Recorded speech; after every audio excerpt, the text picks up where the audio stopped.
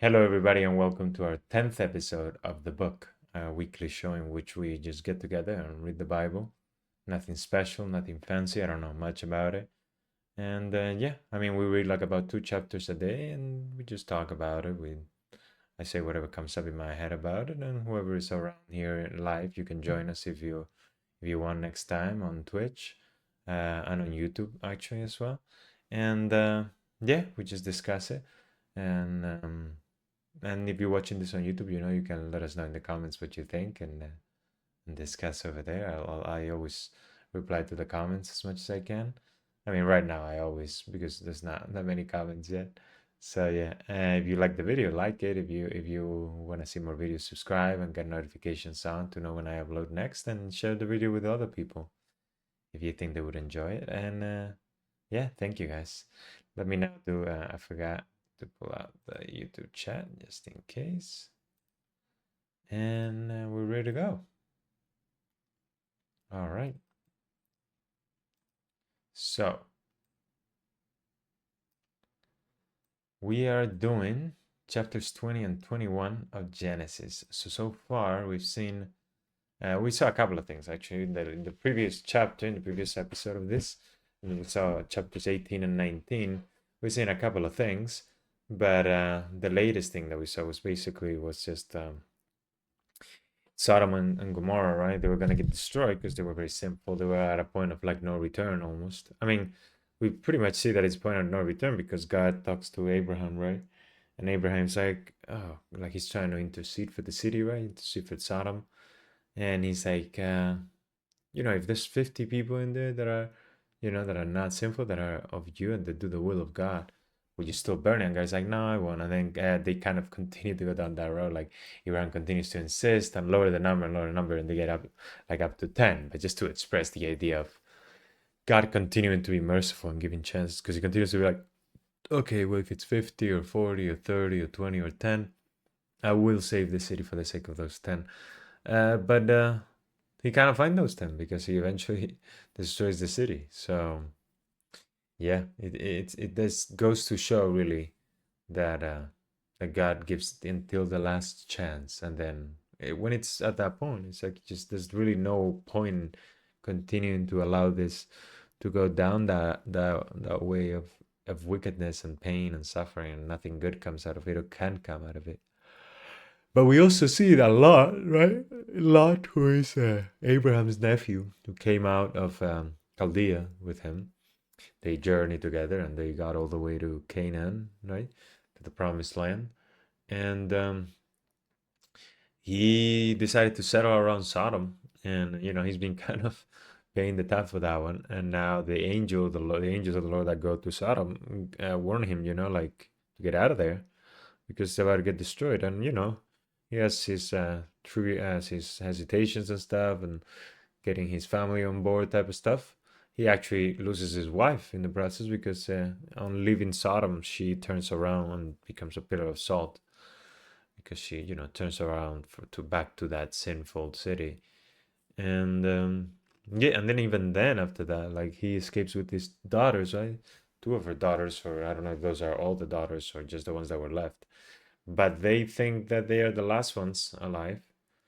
So to continue, just in their line, right? To continue the line, they have this terrible idea of, getting their father drunk and then sleeping with him to have children, and that's kind of the story here from the Jewish perspective of how the Ammonites and the Moabites, which are people that then become enemies of Israel, of the Jewish people, come to be, right?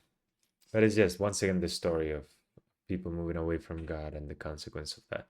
I know we're going to see a little bit more of that, but actually from Abraham, our father in the faith, who also decides to distrust the Lord in the same way that he just did some chapters back when he was in Egypt with his wife, Sarah, at the time Sarai, and he was Abraham with an N.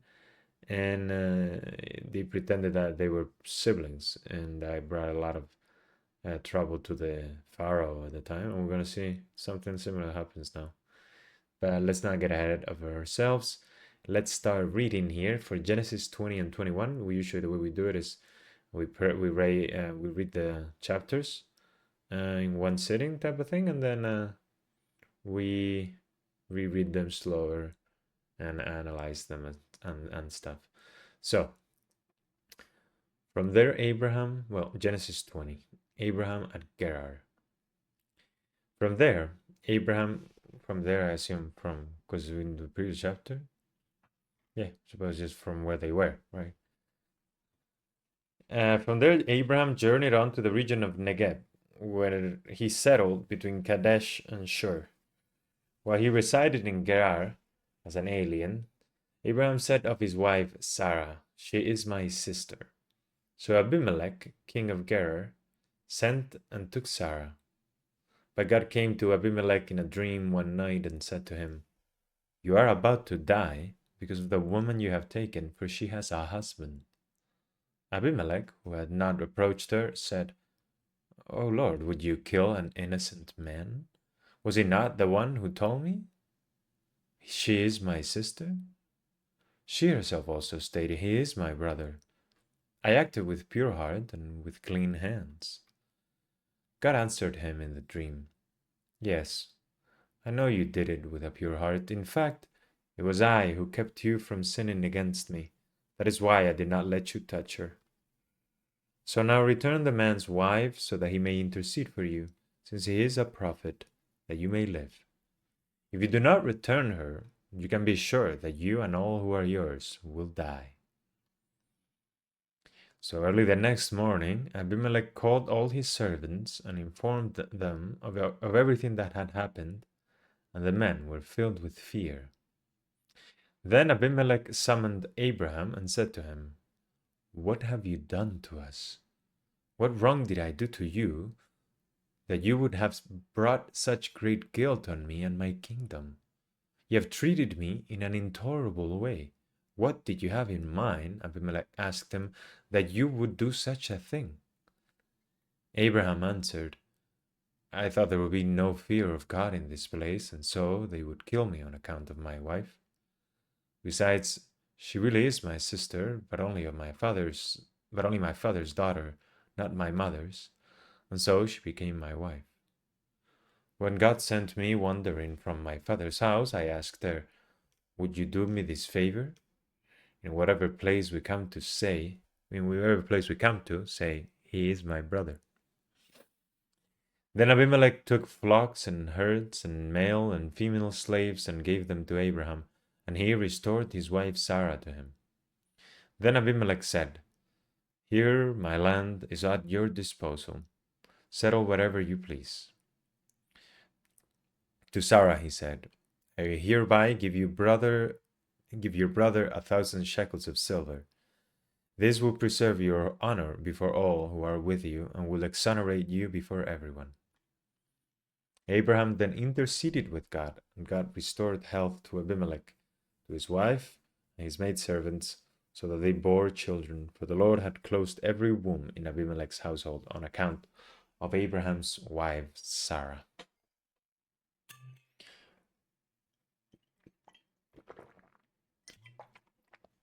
Genesis 21, birth of Isaac. The Lord took note of Sarah as he had said he would. The Lord did for her as he had promised. Sarah became pregnant and bore Abraham a son in his old age, and at the set time that God had stated. Abraham gave the name Jacob. Oh my God. Abraham gave the name Isaac to his son of who Abraham gave the name Isaac to this son of his, whom Sarah bore him. When his son Isaac was 8 days old, Abraham circumcised him, as God had commanded. Abraham was 100 years old when his son Isaac was born to him. Sarah then said, "God has given me cause to laugh, and all who hear of it will laugh with me." Who would have ever told Abraham, she added, that Sarah would nurse children? Yet I have borne him a son in his old age. The child grew and was weaned, and Abraham held a great banquet on the day of the child's weaning. Sarah noticed the son whom Hagar the Egyptian had borne to Abraham playing with her son Isaac. So she demanded of Abraham, Drive out that slave and her son. No son of that slave is going to share the inheritance with my son Isaac." Abraham was greatly distressed because it concerned a son of his. But God said to Abraham, "Do not be distressed about the boy or about your slave woman. Obey Sarah, no matter what she asks of you, for it is through Isaac that descendants will bear your name. As for the son of the slave woman, I will make a nation of him also, since he too is your offspring." Early the next morning, Abraham got some bread and a skin of water and gave them to Hagar. Then, placing the child on her back, he sent her away. As she roamed aimlessly in the wilderness of Beer-sheba, the water in the skin was used up. So she put the child down under one of the bushes, and then went and sat down opposite him, about a bow shot away. For she said to herself, "I cannot watch the child die." As she sat opposite him, she wept aloud. God heard the boy's voice, and God's angel called to Hagar from heaven, "What is the matter, Hagar? Do not fear. God has heard the boy's voice in this plight of his. Get up, lift up the boy, and hold him by the hand, for I will make of him a great nation." Then God opened her eyes, and she saw a well of water. She went and filled the skin with water, and then let the boy drink. God was with the boy as he grew up. He lived in the wilderness and became an expert bowman. He lived in the wilderness of Paran. His mother got a wife for him from the land of Egypt. At that time, Abimelech, accompanied by Philak, the commander of his army, said to Abraham, "God is with you in everything you do. So now swear to me by God at this place that you will not deal falsely with me or with my progeny and posterity, but will act as loyally toward me and the land in which you reside as I have acted toward you." Abraham replied, "I so swear." Abraham, however, reproached Abimelech about a well that Abimelech's servants had seized by force. "I have no idea who did that," Abimelech replied. "In fact, you never told me about it, nor did I ever hear of it until now." Then Abraham took sheep and cattle and gave them to Abimelech, and the two made a covenant. Abraham also set apart 7 ewe lambs of the flock, and Abimelech asked him, "What is the purpose of these 7 ewe lambs that you have set apart?" Abraham answered, "The 7 ewe lambs you shall accept from me, that you may be my witness that I dug this well. This is why the place is called Beer-sheba." The two of them took an oath there. When they had thus made the covenant in Beer-sheba, Abimelech, along with Phicol, the commander of his army, left to return to the land of the Philistines. Abraham planted the tamarisk at Beer-sheba, and there he invoked by name the Lord, God the Eternal. Abraham resided in the land of the Philistines for a long time. All right, well, I hope you guys can excuse the many times I've messed it up. I don't know what's up with me today, but yeah, we got through the reading one way or another, and yeah, I mean, we see again what I was saying. I mean, that's what caught my attention the most, which is the fact that once again Abraham is asking Sarah to pretend to be his sister, and you know, it's understandable, but then again, not really. I mean, it's understandable. Excuse me. It's understandable in the same way he explains it, right? Which is like, you know, I thought people were gonna kill me, which is what he said about in Egypt too. I thought people were gonna kill me if they found out that this was my wife, right? But it goes once again against the trust in the Lord, right? So if the Lord has told him that he's gonna take care of him, gonna make a great nation out of him, his wife, so it's like, why not just let that play out? Why do you have to lie and pretend that things are not as they are? And that also brought trouble to the Pharaoh back then, and it's bringing trouble to Abimelech. Although eventually, it does become a blessing in some sense because, he's cured and his wives are cured, and then he becomes like an ally of Abraham and such. So overall, I mean, it pays out in that sense, but yeah, he really is close to dying because of this, and he's sick for a while. So not good. And then also not even about the effect that it has on Abimelech as such, but the fact that it exemplifies a lack of faith on the part of Abraham, who is the father of faith. So it gives you comfort in that respect as well, you know.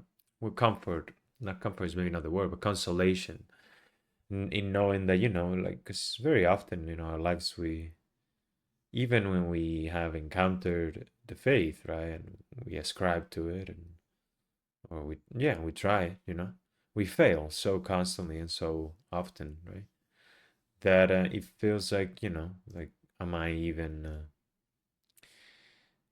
am I even faithful, you know what I'm saying, if I constantly fail so much. But we can see here that, you know, the father of faith, you know, the first to believe in the one, excuse me, that believed so strongly as to, you know, give up his own son eventually, Isaac, went through these tribulations. Went through, and with tribulations, I don't just mean the challenges that God puts in his path, but the challenges of his own limitations, right? So it is interesting to think too about this now that I'm thinking about it. That you know, it not only shows that like I wonder, like, I mean, I wonder, it has to be in some sense related to the fact that later on, right, the fact that he's so trusting that, you know, after seeing his son Isaac being born in from his old age, from his wife's old age, something that they laughed at. That's why the name Isaac, we've seen in the footnotes before, it just comes to the name I laugh. It means I laugh or something like that in Hebrew, right, or in Aramaic or whatever. And so it's like that's how much of a surprise it was to them that they named the son that. Because even Sarah repeats it here again. It's like, you know, I cannot like, yeah, I cannot believe that a boy or a kid was born out of me for Abraham at my old age. So excuse me. The fact that Abraham in his old age, sorry, his old age. Well, yeah, his old age, after having finally gotten that descendant that he always longed for, who God had told him, you know, that not a great nation is going to come out of it. Now God asks of him to give him up, you know, not now, we'll see it, but eventually, and to kill him, right, on an altar in sacrifice. The fact that Abraham is willing to do that, in many ways, is being built. That faith has been built through these moments of doubt. So it goes to show not only the weakness of Abraham and therefore our own weakness reflected in Abraham in this case, but also that we can relate to when we read this, of like, even though can be so close to us and us so close to God, and we can be as, you know, committed to the whole thing as Abraham was, to leave everything behind, right, and go to the desert and walk and go wherever God tells you, and still continue to doubt and continue to fail that, and which has bad consequences for for Abraham and for the people around him, like Abimelech. How's it going, Mr. Maul? Welcome to the book, our weekly Monday show. Right now we're reading through chapters 20 and 21 of Genesis. And we're just seeing here how Abraham messes up again. He loves to do this little play with Sarah, his wife. They pretend to be siblings when they enter a new land because he's afraid that they're gonna kill him, and that never it turns out well. No, not yet. I was just referencing to that because it's interesting to see that there's a stuff. Yeah, that comes after later on. So I don't know what chapter, but soon enough, actually, probably. In this, actually, what we saw is the birth of Isaac after a long while, in some sense. Like, they had been waiting for this son. God had promised it. Sarah, actually, the name Isaac, which I didn't know, which is in the footnotes here, it means I laugh, because Sarah had laughed like so many times at the idea that she would have a son. And even Abraham at some points too, he laughs at the idea that that God is going to grant him a son in his old age. And so then eventually he's born, and Sarah is like, you know, she laughs again. What does Sarah means? I don't remember right now. Let's look it up. What does Sarah mean?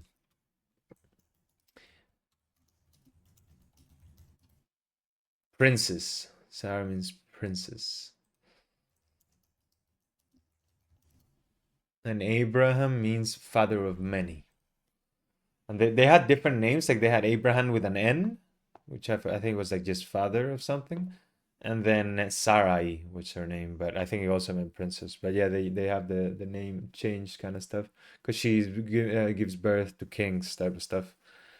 Um, but yeah, so here is we're seeing the birth, and then we also saw that, before that again is the fact that Abraham not trusting. They pretend that Sarah is his sister, and that brings some issues to Abimelech, the king of where? Of Gera, I think is the land that they're at. Gerar.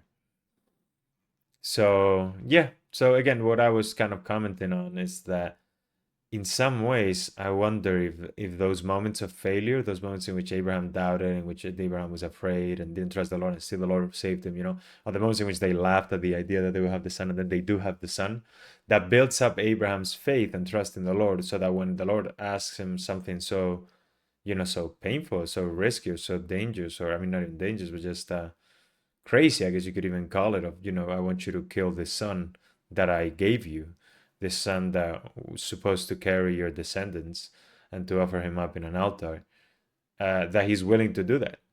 So it goes to show that even in our own lives, sometimes even our own faults, even the times in which we fall, if we, continue to offer them up to the Lord and, ask for forgiveness and continue to move towards God in that sense, even when we move away from it, even when we fall, that builds our trust because in some way it allows us to feel God's love when we don't deserve it in some sense. I mean, we never really deserve it, but if you're always righteous, right, and you never make mistakes, you never feel God's love for you, regardless of your faults. Yeah, Abraham loves God. Yeah, he does. And God loves Abraham. They have a good thing going. So yeah, it is nice to see that in that sense, like, because it's the father of the faith is Abraham, but he wasn't perfect, like many other characters that we see. The only character that we see, well, the Virgin Mary and Jesus are the only ones that we see are perfect, and we don't hear much of the Virgin Mary in the Bible, so mainly just Jesus and just to see that. But any other character is just interesting that even with that God works, and even with that they're righteous, even with that they're holy, but they still make mistakes. King David, we'll see later on, makes grave, terrible mistakes. Not even mistakes, just sins, like bad actions. Well, sins are mistakes, but yeah. Same how God gave his only son. Yeah, exactly. It's a preface of that in that sense. And also, but it's interesting too, right? Because even like the beautiful thing is that God stops Abraham, right? But God is willing to follow through with the whole thing with Christ. He's like, he's willing to give his son, but he doesn't ask Abraham to go the whole way. But he wants to know, he wants to know if, well, he wants to, yeah, make real the fact that Abraham makes the choice to give him up the same way. And that's why, it starts because I think it's like, that's the beauty of it too, because it's like, this is a whole, like the idea of the Bible, the story of the Bible, the story of us. It's a really long story from our perspective. From God's perspective, it's just an instant, but this getting us ready for the moment of Christ, right? And it starts with this decision of Abraham of trusting the Lord, and out of him comes the line, and out of that line, Jesus is the, the zenith, the point of what's it called, the climax of that. That's like it all ends in Christ in that sense. Like all that story of the people of Israel, and within that, I mean, like everything is over because now we live the consequence of that victory, of that end, of that climax. But the idea that it starts here, you know what I'm saying? Because if we look at Genesis, the story of us as people start with Adam and Eve, the creation and such. But the story of the reconciliation, of the bringing us back, right? It's like, I mean, you could consider again if you start the moment that we are kicked out in that sense. But the moment in which we start to turn to God is the moment with Abraham, which is like, because even with Noah and stuff, right? And the other characters that trust the Lord in that sense, they just praise the Lord and the Lord guides them to do things. But Abraham is the first, and that's why he's father in faith, is the first that is given a choice in that sense of offering something up to God that is not their own survival. Like Noah is asked to just, get in an ark, and it's like, it's to save yourself. God is like, you trust me, and I'm telling you, if you don't build this ark, you're gonna die, right? So it's like, okay, I mean, the other option would be to just be like, oh, I think you're lying to God, right? Or something like that, and be like, and risk your own death. But Abraham has to trust to the point of losing something for God. You know what I'm saying? It's not like he's gonna be saved from the flood if he trusts God. It's that he's gonna lose his son by trusting God, and he still does that. And Jesus is the new Adam, and Mama Mary is the new Eve. Yes, sir. Yeah, you got. Yeah, you know your stuff. Yeah, exactly. Yeah, that is the view of it. And it's the new Adam, the new Eve, and then it's also not only that, it's the church. It's so many things that come together with Mary and with Jesus. But yeah, in that sense, they give birth to a new race, a new way of being. You know, it's a very interesting thing because it's also a very different thing in some sense because it's like Mary gives birth to Christ through the Holy Spirit, like God and Mary give birth to Christ. And then it's in Christ we become descendants of Christ by adoption, by eating Christ. You know what I'm saying? So it's very similar to Abraham, kind of, yeah, in some sense. I mean, in some sense, yeah, we all are all of these characters. In some sense, we are Abraham too. Sometimes we are asked to do these things. But yeah, if we want to follow that analogy, I suppose Saint Peter could be that. Although I wonder how it would relate to. I guess because he does the sacrifice of the lamb, of the offering up of Christ in the altar. We could look at it like that. I never thought of Saint Peter as similar to Abraham actually, but now that you say it, that it does have some resonance, right? And the idea of, yeah, like Peter denied Christ 3 times. Yeah, that's that. And Abraham falls by just moving away from God as well. Yeah, yeah. I mean, the thing with Saint Peter that I always find interesting in the Gospels is that he is the rock, right? He's the church.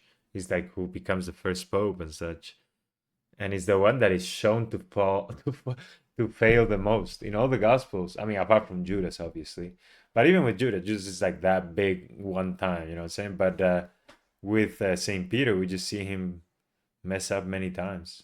He's also the one that is most courageous, which is in the tune. Like he's the one that decides to step out of the boat and walk onto the water. Then he's the one also that drowns, or almost drowns. You know what I'm saying? Like because he looks away.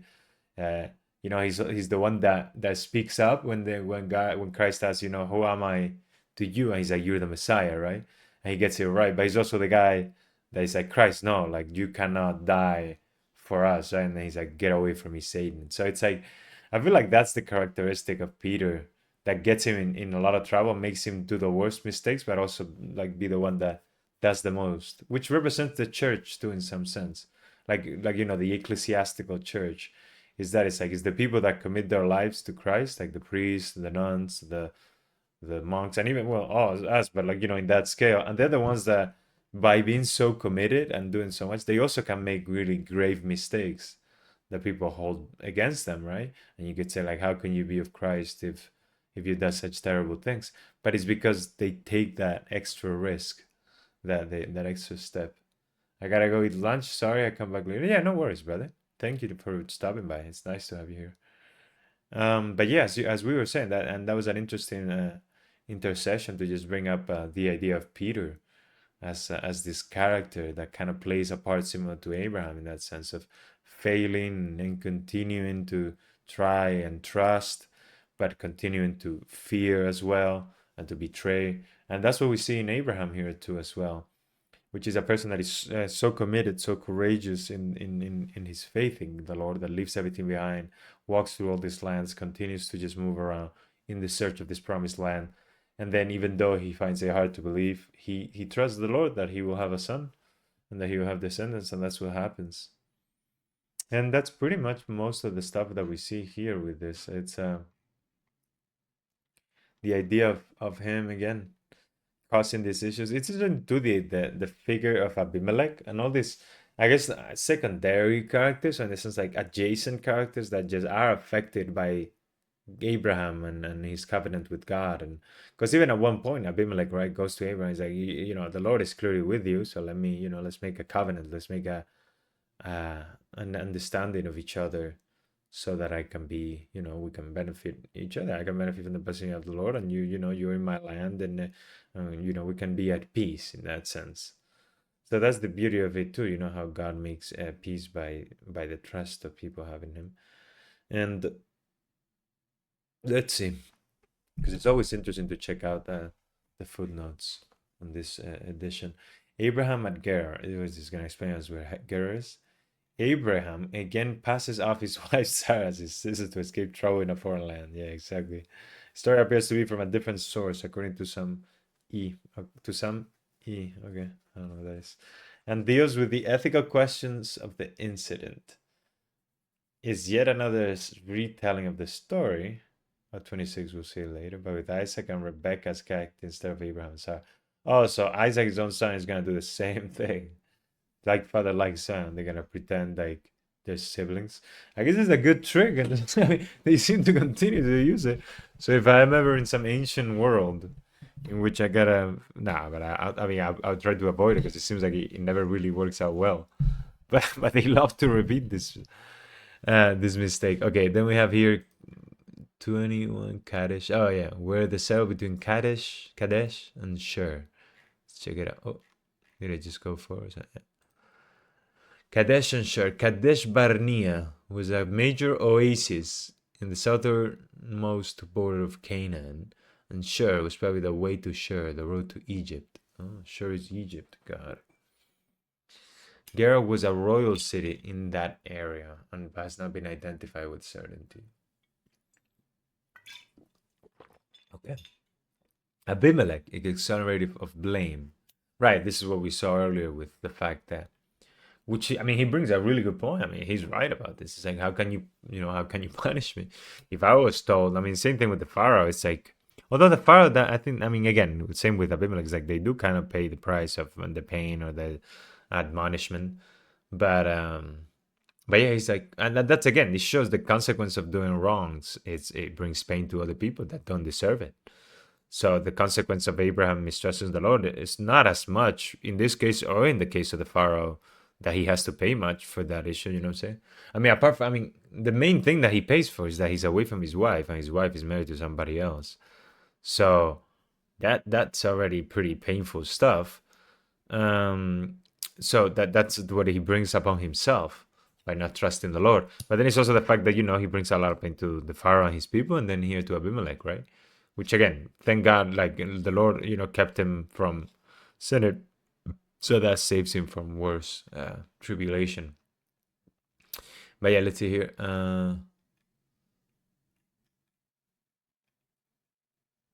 Where is this? Yeah, the whole thing was like, I saved you from faltering. Abimelech is exonerated of blame, but by that fact not cleared of the consequences of his act. Right, exactly. He's not in blame, but he's still under the sentence of death for abducting another man's wife. The consequences result from the deed, not the intention. Yeah, exactly. Like things have a consequence no matter what. But yeah, I mean, it's interesting too, because it's somebody else paying for the fault of Abraham. So that goes to show that when you do something wrong, it's just not you who's affected by that sin. It's many people that are affected by that sin. It's like the idea of like, that's why repentance is key, and Christ does wipe out your blame when you confess, when you go to, but that doesn't, it's not like it's like with some people, the criticism they have with Christianism, right? It's like, well, it's so easy for you guys, right? Because it's like, well, the Christianity, like you just, if you sin, if you do anything wrong, you just, go to confession, that's it. Yeah, but a person, unless you're a psychopath or a sociopath, and even those people, I mean, I don't really think like anybody's really to that extent disconnected. They might act like they're disconnected, but whatever. Even if unless you are that disconnected that you really don't have any sense of guilt, right? Which would be inhuman in my opinion. So that's why I don't believe that it exists. But whatever, like it doesn't matter that even if you are completely certain, which again, it takes a level, it takes faith, to really forgive yourself the same way God forgives you. But right, you're like, okay, my sins are forgiven, but that doesn't take away the consequence of sin, the wound. It doesn't. It cannot go away. It's part of reality. And that really is why that's like it's a freeing thing, because at the end of the day it's moving on from that, like learning to be useful amidst the guilt, learning to just not be a slave to the wrong that you did, but simply that's a point of reconciliation. You go back to God. It's a new start. It's God being like, okay, you did this wrong, but I'm not gonna condemn you for it because you haven't come to the end of your days yet. I'm not gonna judge you for it. I'm gonna allow you to try again. But that doesn't take away from the fact of the consequence of your sin. And that's again what we see here as well, is that um, Abraham's mistakes, which God continues to excuse him and continues to repair, they still have a consequence. They still pose a risk for him, for Abimelech, and the pain, and the lost time from his wife, the discomfort and suffering that causes them. That doesn't disappear. Or even when we see here too with Hagar, right? Because again, right, we saw in previous chapters that actually I think it was in the previous episode, 2 episodes ago, in which Sarah asked Hagar. Well, at that point, Sarah, I think, I don't know, maybe it was Sarah already. Asked Abraham to kick Hagar and her son out of the land, because Sarah asked Abraham to have a son with Hagar, their slave, because she didn't believe God, and that they would have a son, with the son that they just had, Isaac, that they didn't believe they would. So by that mistake, and then she creates another mistake by expelling them, but then God takes care of it. It's like, okay, come back. But now it's interesting because they do it again. Like now, even after the son is born, right? Sarah is like, I don't want my son to be playing with this other son. It's kind of like it reminds her, that consequence reminds her of the mistake, right? And again, Christ, Christ. I mean, in some sense it is Christ, but God, in His mercy and His understanding of our own weakness, our hardness of heart, He adapts to us. It's like it's not right that Sarah wants these things, right? It's not right that Sarah wants to expel Hagar and the son out of the house because she created that situation. And even if she didn't, it's just wrong to create that type of thing. But God, in His mercy, He's like, okay, I'm willing to find a way to bless Hagar and her son, which also is son of Abraham, as I have promised, the descendants of Abraham, and still accommodate for Sarah's weakness, accommodate for Sarah's need, apparent need for him to move away. So again, it's this that we continue to see in the Old Testament and in all testaments of God, which is the fact, the proof that is God who continues to bend over back. Is that how is that bend over backwards to accommodate for our faults, to repair our mistakes, and yet those mistakes, those weaknesses, those faults have consequences. Like we'll see with Hagar, right?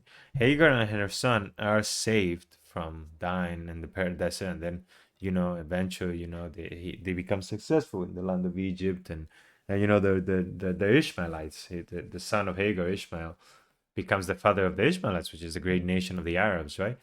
And but before that, they gotta be in the desert. They gotta be really in a bad situation and thinking to die, to the point that Hagar puts Ishmael down in a bush to not see him die. So it's like that suffering is never saved in that sense. It could have only been avoided without the sin, without the distrust. And that's what we see in the world too. That's why when people wonder about why does God allow sin, why does God, sin we figured already, or we can repeat the fact that it's because of freedom. It's the ability to choose.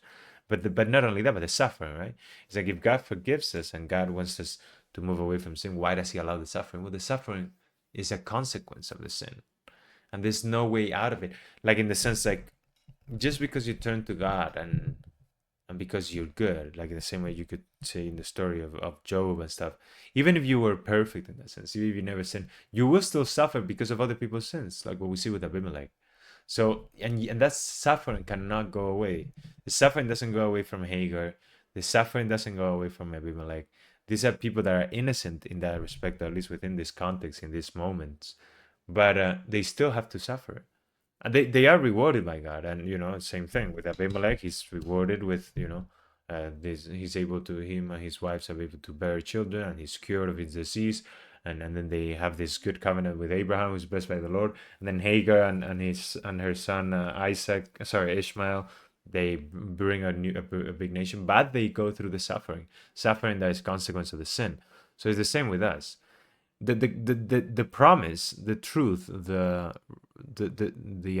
idea, the motivation, I guess you could even call it, the consolation of trusting God, apart from the fact that it's like it's the right thing to do because it's the truth kind of thing. Like it's kind of it's an unavoidable truth that you can choose to be blind to, but you'll be kind of doing a disservice to your own honesty. But beyond that, the reward of it comes always. Like God will always pay well and generously for your good actions, and for turning to Him, and for sacrificing things for Him, and for suffering for Him. But that's the thing. The suffering cannot be avoided. The cross cannot be avoided because it has to play out. The world is consistent. If God says, killing is bad, or God is just expressing what is the truth of killing is bad, or lying is bad, or gluttony is bad. All these things are bad, right? So then God cannot lie in that. So it's like if those things are somehow like the suffering disappears and there's no price to pay in that sense, then that would contradict the idea that they're bad. And I'm not saying the suffering is there to prove a point. I'm saying the point is proven by the fact that it is real, that sin causes pain, and you cannot avoid that pain. What you can do is repair and rebuild and resurrect. Like you turn away from the sin you've done, the sin of other people as well. You accept the pain that comes from it, from your sin or from other people's sin, and you offer it up to God, and you endure it for the repairment, I think it's a line that is said sometimes in prayer, in mass, or in petitions, or in litanies, or in other prayers. It's like, accept my suffering, accept my sacrifice in reparation for my sins and the sins of people, right? In reparation, that's the whole thing. It doesn't it's no magic trick. It doesn't make the suffering go away. The consequence has to play out, but the reparation, the repairment, the rebuilding is what really matters, is the right thing to do. Not only because it moves you away from sinning more, from more destruction, but because it helps you build from it. But again, it doesn't take it away. It doesn't blot it out. It doesn't wipe it out. It just continues to exist. But you are now taking the price. That movie, The Green Mile, I don't know if you guys know it, with Tom Cruise and I don't remember the name of the other actor. But actually, let's look it up. It's a cool movie. I don't know if you guys have seen it. I think it won the Oscars and stuff. I think it's a Steven Spielberg movie. And there's a guy in that movie. I mean, he's the main character, who's kind of Michael Clark Duncan, and he's he's in the Green Mile. The Green Mile is like this walk of, it's like where the cells are.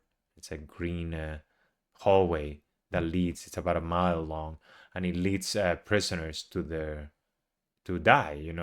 When their prisoners sentenced to die, like capital punishment. So is that walk of life in that sense, and is it by Steven Spielberg? Story of Stephen King. He wrote Stephen King, but who? Oh, Frank Darabont. Okay, no, this has nothing to do with Steven Spielberg, Stephen King. I didn't know. Well, yeah, I didn't know that it was written by Stephen King. But the point that I'm trying to bring is that this guy in the Green Mile, the main character who's about to get killed, he has like a power in some sense. Like he's able to absorb the pain and the suffering from another person, and that's. I remember seeing that movie, and that kind of impacted me, and I always found it like a beautiful image. Maybe beautiful is not the word, but a very clear and impactful image of what it means, I think, to be a Christian and to be Christ, to be like Christ, which is to be a Christian, to follow our Master in that, which is what He does. God Himself comes down and eats our pain. He cannot take it away because that would be inconsistent. He cannot make the pain go away. So the way to fix things, the way to redeem us, is to eat that pain, to put it upon himself and be like, okay, I'll take the pain that I don't deserve, but that has to be played out so that other people can put their pain on me. And again, that doesn't take the pain away. When you become a Christian, right, and you follow Christ, when you put that pain on Christ, right, it doesn't take the pain away. That's the thing too. It's like you just take it with Christ. It's just the fact that Christ accompanies you through it makes you bear the pain.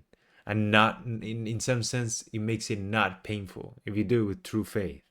That pain goes through you onto Christ. And by the consolation of knowing that is Christ who bears the pain with you or for you in that sense. Because if the story of Christ didn't exist, if you didn't have that connection with Christ, if you didn't have communion with Christ, then you wouldn't have that resource to draw from when the pain comes upon you. My yoke is not heavy. Exactly, but it's a yoke. I like that line too a lot because of that. It says so much. It's not heavy, but it is a yoke. You know what I'm saying? He didn't say there's no yoke. He said the yoke is not heavy. And that's the point, exactly. You carry the cross. It's like there's no way out of that.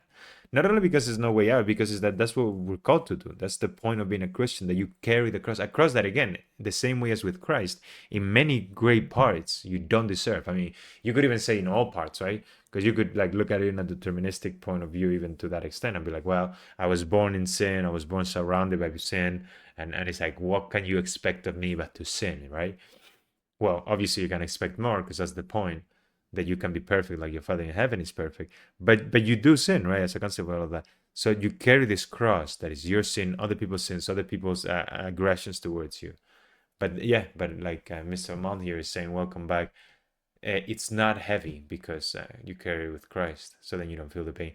We were seeing, because I do these flowers videos. Actually, the one that I was supposed to post today, I'm gonna have to post it later after this, after we're done with the show tonight, because I had some issues with the software and it's been a long day.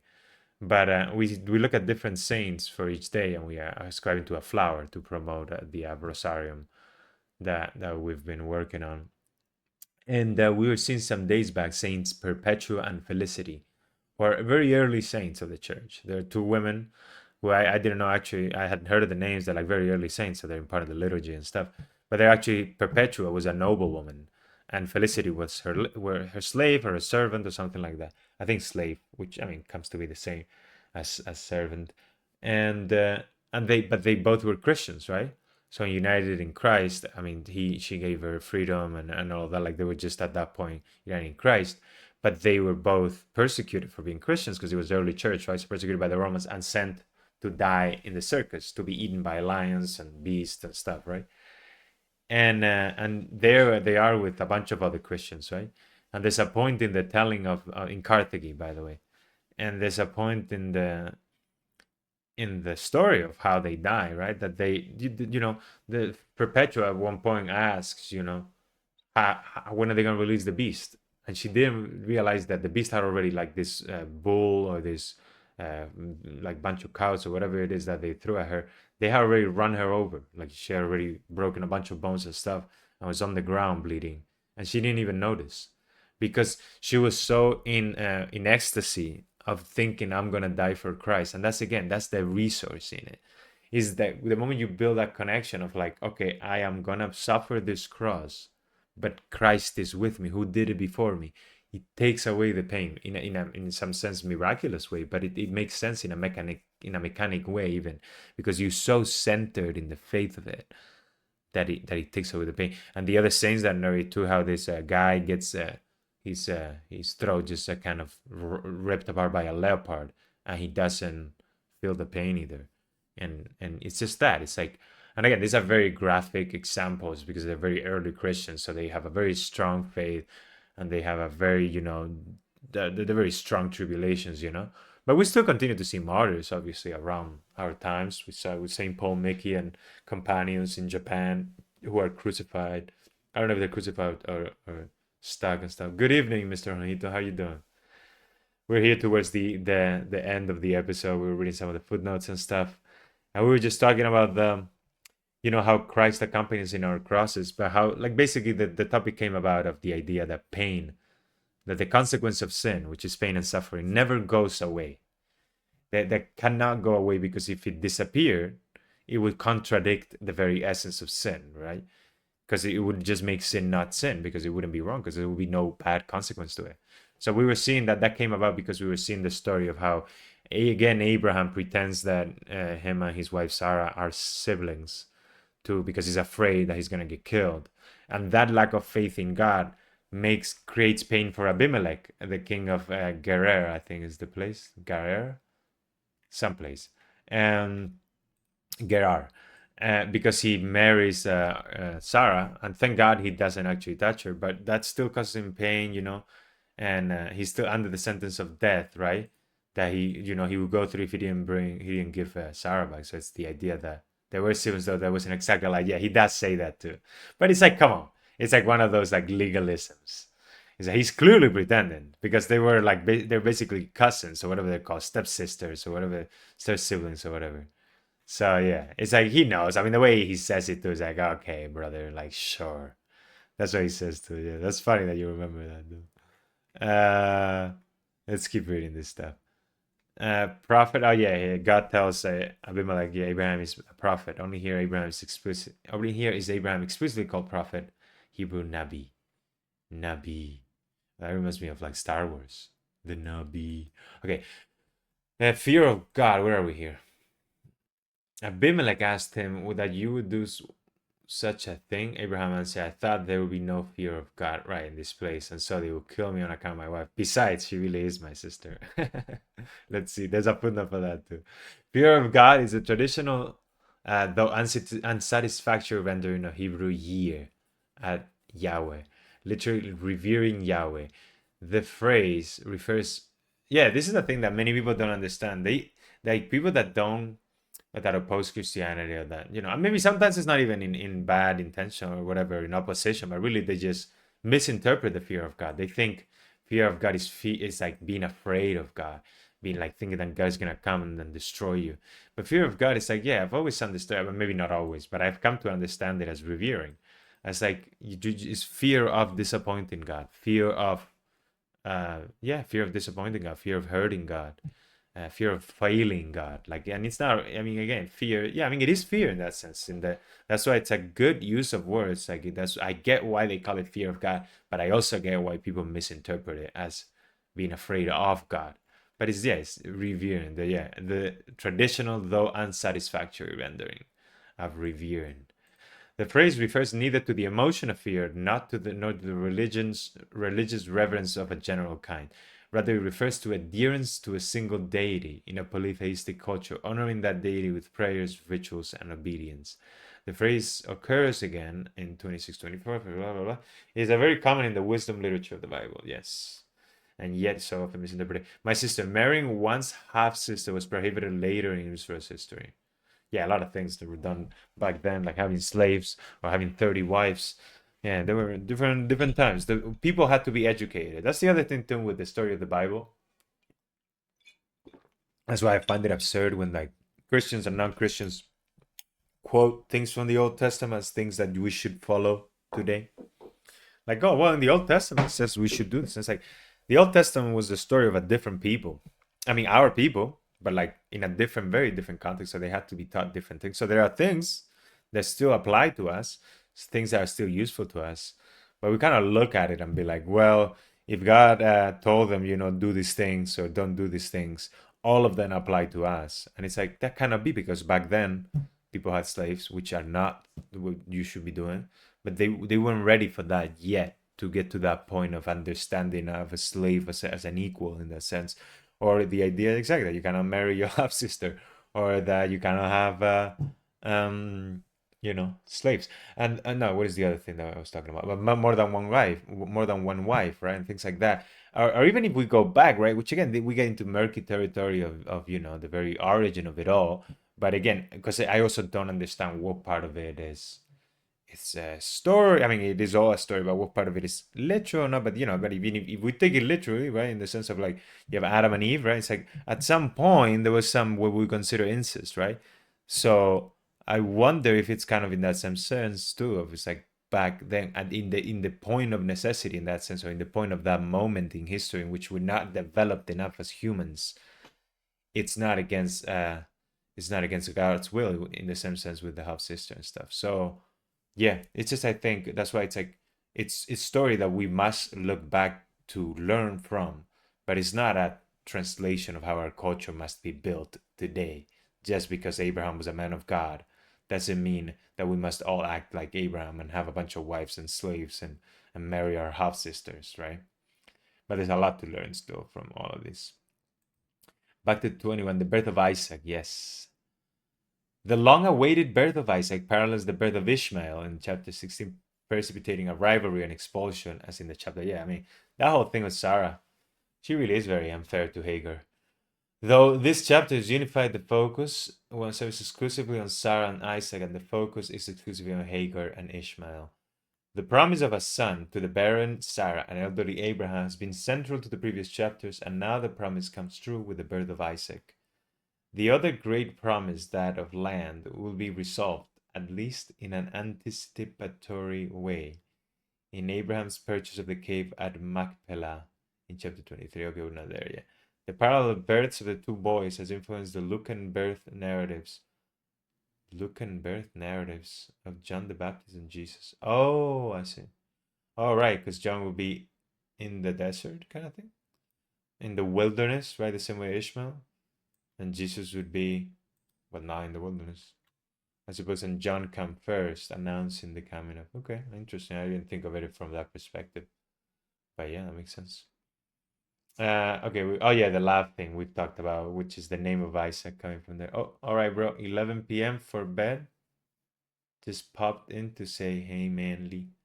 See how it goes. Yeah, thank you, brother. Appreciate it. Have a good night, my Catholic brother. Have a good night. Have a good night, my brother. Remember, Jesus loves you. Remember that as well, my guy. Thank you for reminding me. Laugh. For the third time, there is laughter playing on the similarity of a Hebrew between the pronunciation of the name Isaac and words associated with laughter. Isaac. A son of his. Abraham is the father of both boys, but Sarah is the mother of only Isaac. Abraham is very concerned that Ishmael have a sufficient inheritance. Right. I will make a nation of him also. Ishmael's descendants are named in 25, 12, 18. Placing the child on her back. A reading based on an emendation of the traditional Hebrew text. In the traditional Hebrew text, Abraham put the bread and the water skin on Hagar's back, while her son apparently walked beside her. Yeah, I mean, this is what I've seen in other translations, that it's not, yeah, placing the child on her back, but placing the bread and the wine on her back.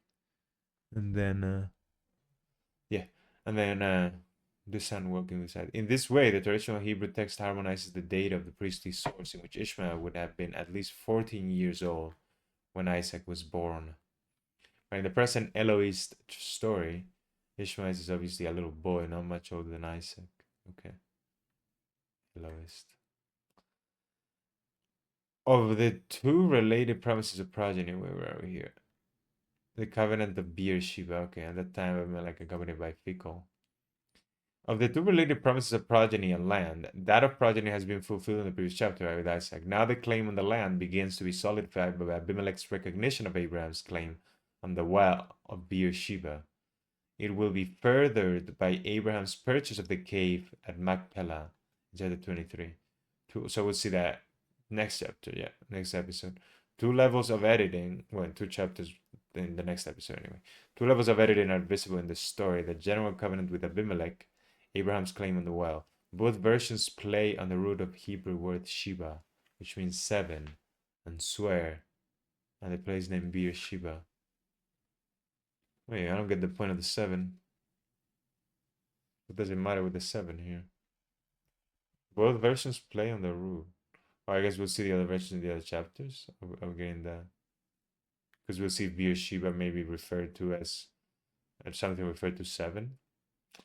Back to this place, Beer-sheba. Abimelech had come from Gerar, about 30 miles west of Beer-sheba. Okay. And the Philistines, one of the sea peoples who migrated from Mycenaean Greece around 1200 BC. Damn, that's a long time before Christ. It is interesting to how time is so, I mean, it's so relative. Because 1200 is a lot of, it's like imagine the 1200s after Christ. Like in the 1200s after Christ, the world was very different from the time around Christ. And now we're seeing here like 1200 before Christ, which also was very different. So it's just mind blowing how much we change through time. And settle on the coastland of Canaan. And but the fact that you know that the Philistines and all these people are around. I mean, but again, all these events are happening very early, like thousands of years or hundreds of. I mean, again, 1500 maybe 1600 before Christ with Abraham and stuff, which also puts into perspective, right?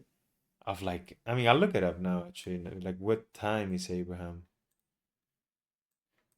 Because it's like we are pretty far from Christ at that point. Because if Abraham is closer to Christ from the other end that we are, that goes to show how much time has passed. Abraham, time in history. Yeah, between 2100 and 1900 before Christ. So Abraham is it's about the distance from Christ in time as we are. How wild is that? Not only how far Abraham is from Christ, but how far we are. You know what I'm saying? That the father of the faith was as many years before Christ as we are after. Christ came at the right time because Roman Empire was very influential and many cultures started to get born. Yeah. Started. Is this okay? Let's check it out. I mean, it's not gonna show up on the stream anyway. Oh, it started 46. What's this? Zoro badass entrance. Gets a tower now. You're a fan of One Piece? Nice. Zoro. It's made from Cordero's jawline. Get out of here. I thought you were going to bed. Get out of here. Non-biblical texts do not use the term Philistine. But yeah, you're right. Sorry, I didn't mean to. I wanted to stop. I wanted to address what you were saying. Yeah, the Roman Empire. Yeah, I mean, again, it all obviously came at the right time. But again, that the symmetry of things maybe shows we're getting close to anyway. Who knows? But it's wild to me to think of Abraham being as far from Christ as we are.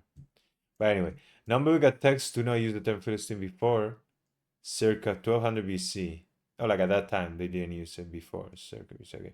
It is probable that this usage and those in chapter 26 are anachronistic, right? Because the people writing these stories are from after. Perhaps applying a later ethnic term for an earlier, less known one. Yeah. We've seen this even that with the Moabites and the Ammonites and the story of them coming from the daughters of Lot and how, you know, at the end of the day, that could just be a story to associate sin to these enemies of Israel. And back to 2133, God the Eternal. What is this? God the Eternal. Abraham planted a tamarisk. What is a tamarisk? Is that what gives tamarinds? Tamarisk, tamarisk. Oh yeah, it's a tree with nice pink flowers. Oh wow, it looks like a desert. Yeah, some type of desert. What would you call this? Willow. Okay, but let's see. God Eternal. God the Eternal in Hebrew, Elolam. Elolam. Perhaps the name of the deity of the pre-Israelite sanctuary at Beer-sheba, but used by him as a title for God. All right, okay, that's a bit of a liberty there. They took on the interpretation of that, but who knows? Okay, and that's it, because we don't get into chapter 22 yet. So that was it, and we are at the hour mark, so this is a good point to, and unless we got anything else to Elohim. No, I think Elohim, which is what reminded me of too when I was reading that. But this is different. I think Elohim, I don't remember exactly what Elohim, I think is something different. But this is Elolam, because El is God. That's why the names Gabriel, Michael, all that is related to that, like to God. El is God, right? Now Elohim, like you say, Elohim is God. Gods are Godhood. Elohim. So we mean gods are God. So it's like the plural of gods or the general sense of God. Elohim. So yeah. But yeah, anything that's like Gabriel, I think is God is my strength. Michael is where's Michael? Like the one of God or man of God. I think it's maybe Michael. Let's see again. Michael meaning who is like God. Yeah, there we go. And then Raphael. What is Raphael? Meaning God has healed. Raphael. But yeah. All right. Well, anybody watching this on YouTube, thank you very much for watching it. Please let us know in the comments what you thought of these chapters, the show. Like the video if you like it. Subscribe and if you want to see more videos, and if you turn notifications on, you'll know when I upload again. And share the video with other people so they can know. And yeah, thank you everybody here that's been live. Thank you, Mr. Mount, Mr. Juanito, anybody else that has been just watching. And I appreciate you all. And yeah, thank you very much, and God bless you.